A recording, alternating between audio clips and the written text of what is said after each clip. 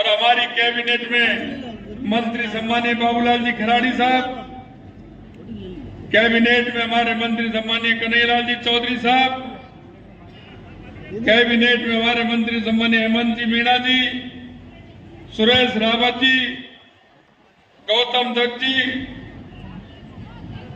हमारे विधायक प्रताप जी कामेती साहब, उदयपुर शहर के सम्मानित ताराचंद जी जैन साहब, उदयपुर ग्रामीण के फूलचंद जी मीणा साहब, बल्लभ नगर के उदयलाल जी डांगी साहब, सलूमर विधायक अमृतलाल जी मीणा जी, कुम्मलगढ़ के विधायक भाई सुरेंद्र सिंह जी राठौर साहब, हमारी जिला प्रमुख बहन ममता जी, हमारे उप जिला प्रमुख पुष्कर तेली जी, महापौर जीएस डाक जी, मंच पर विराजमान सभी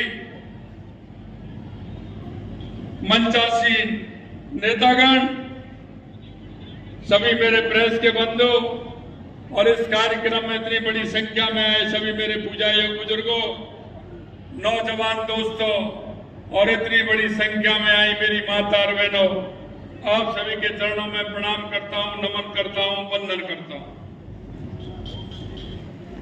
ये उदयपुर शक्ति और भक्ति की धरती है।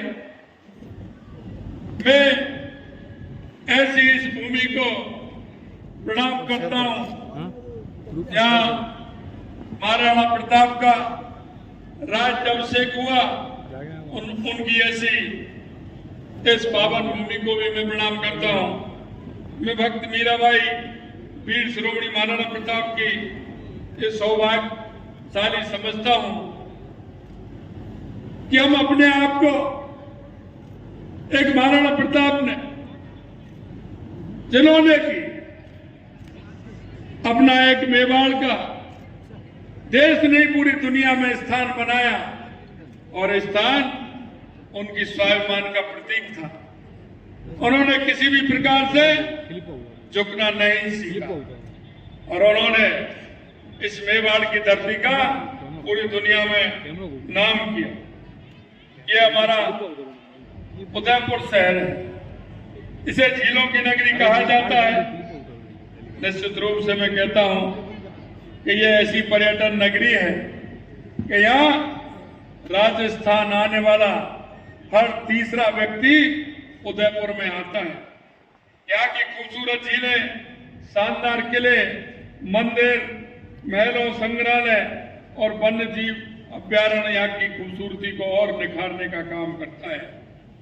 पिछोला, फतेह सागर, राजसमंद, उदय सागर, जयसमंद जैसी शानदार झीलें सैलानियों के मन को मोहने का काम करती हैं। यहाँ के महल, किले, गौरवशाली इतिहास निश्चित रूप से महिमा के प्रतीक है। सिटी पैलेस, लेक पैलेस, कलात्मक उत्कृष्टता यहाँ के सराही जाती है। ऊंचाई पर स्थित भव्य सज्जनगढ़ पैलेस से मानसून के बादलों का नजारा देखना, एक प्रकृति का नजारा देखना बहुत अच्छा लगता है। सहेलियों की बाड़ी से लेकर के गुलाब बाग से लेकर महाराणा प्रताप स्मारक, लक्ष्मी चौक, दिल कुशल जैसे खूबसूरत उद्यान और संरचनाएं यहाँ की सुंदरता को निखारने का काम करती हैं।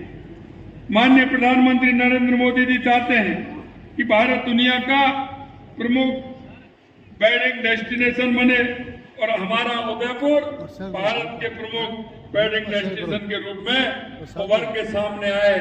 इसलिए यहाँ के पर्यटक, यहाँ की झीलें एक ऐतिहासिक स्थल बनाने का काम करती हैं। हमारी सरकार ने कोशिश की है कि इस खूबसूरत शहर के बासिंदों को और यहाँ आने वाले सैलानियों को पानी, बिजली जैसी बुनियादी सुविधाओं की किसी प्रकार से कोई कमी नहीं रहे। ये हमारी सरकार ने इसके लिए काम किया है। आबादी के बढ़ने के साथ साथ 2031 तक उदयपुर को हर साल 2397 मिलियन घन फीट पेयजल की जरूरत होने का अनुमान है, जबकि अभी सालाना 1738 मिलियन घन फीट पेयजल की उपलब्धता है। हम इसे बढ़ा करके जहाँ की जितनी आवश्यकता है उतना पानी निश्चित रूप से हम करने वाले हैं। पेयजल की इस मांग से साल 2036 तक 2600 13 मिलियन घन फीट होने का अनुमान है। महाराणा प्रताप की इस नगरी में पेयजल आपूर्ति की इस मांग को पूरा करने के लिए हम देवास की तृतीय और चतुर्थ परियोजना की आज शुरुआत कर रहे हैं। देवास तृतीय परियोजना के तहत गोगुंदा तहसील के नथिया थाल गांव के निकट 703 MCFP क्षमता के देवास तृतीय बांध का निर्माण कराया जाएगा। इससे 11.04 लंबी सुरंग का निर्माण कर देवास द्वितीय अकोदड़ा बांध में जल अपरिवर्तन किया जाएगा। अकोदड़ा बांध और सुरंग से उदयपुर की पिछौला झील से जल अपरिवर्तन होगा। देवास चतुर्थ परियोजना में गोगुंदा तहसील के अम्बावा गांव के निकट 390 मिलियन घन फीट क्षमता के देवास चतुर्थ का निर्माण किया जाएगा। इसमें 4.3 किलोमीटर सुरंग का निर्माण कर देवास तृतीय बांध से जोड़ दिया जाएगा, जिससे जल देवास चतुर्थ बांध से देवास तृतीय बांध से में अपरिवर्तित किया जा सकेगा। जरूरत के मुताबिक देवास द्वितीय अकोदड़ा बांध एवं सुरंग के माध्यम से पिछौला झील में जल अपरिवर्तन किया जाएगा। एक से एक लिंक बना करके पहली दूसरी में जाएगी, तीसरी से दूसरी में जाएगा, चौथी से तीसरी में जाएगा और एक इस तरह का टनल बनेगा कि उदयपुर में किसी भी तरह से पानी की कमी नहीं आएगी। परियोजना की अनुमानित लागत करीब 1690 करोड़ है और 44 माह की समय अवधि में इसे पूरा करने का लक्ष्य है। मित्रों, मैं आपको बताना चाहता हूं, हमारे देश के यशस्वी प्रधानमंत्री नरेंद्र मोदी जी कहते हैं कि जिस योजना का हमने शिलान्यास किया है उसका उद्घाटन भी हम ही करने वाले हैं, इसलिए इस योजना में किसी प्रकार की देरी नहीं होगी। इसमें 1000 मिलियन घन फीट जल अपरिवर्तन उदयपुर शहर की झीलों में किया जा सकेगा। इससे ऐतिहासिक झीलें पूरे साल भरी रहेंगी और उदयपुर के पर्यटन और पर्यावरण को बढ़ावा मिलेगा। पेयजल और सिंचाई जैसी बेहद जरूरी सुविधाओं पर भ्रमित करने और कोरी राजनीति बयानबाजी करने वालों को आपने सबक सिखा दिया है, क्योंकि वो कहते थे, वो वादा करते थे, सपने दिखाते थे, लेकिन किसी काम को हकीकत में कांग्रेस की सरकार ने कभी नहीं किया। मित्रों, हम आपसे कहना चाहते हैं, हमने जो आपसे वादा किया है और जो वादा हमने आपके हमारे संकल्प पत्र में हमने लिया है, हम आपसे कहना चाहते हैं, हम समयबद्ध तरीके से एक एक वादे को आपके बीच में पूरा करेंगे। हमारी सरकार बनते ही हम यशस्वी प्रधानमंत्री श्री नरेंद्र मोदी जी के मार्गदर्शन में बिजली, पानी, सड़क, शौचालय, आवास जैसी बुनियादी जरूरतों को पूरा करके इस देश के जरूरतमंद लोगों की बरसों पुरानी आकांक्षाओं को हम पूरा करेंगे।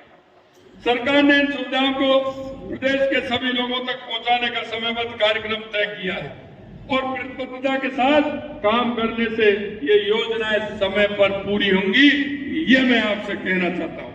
कांग्रेस ने अपने ढुलमुल रवैया और गलत फैसलों से प्रदेश को नुकसान पहुंचाने के अतिरिक्त किया ही क्या है। इन लोगों ने अंग्रेजों की बांटो राज करो की नीति को भी आगे बढ़ाने का काम किया है।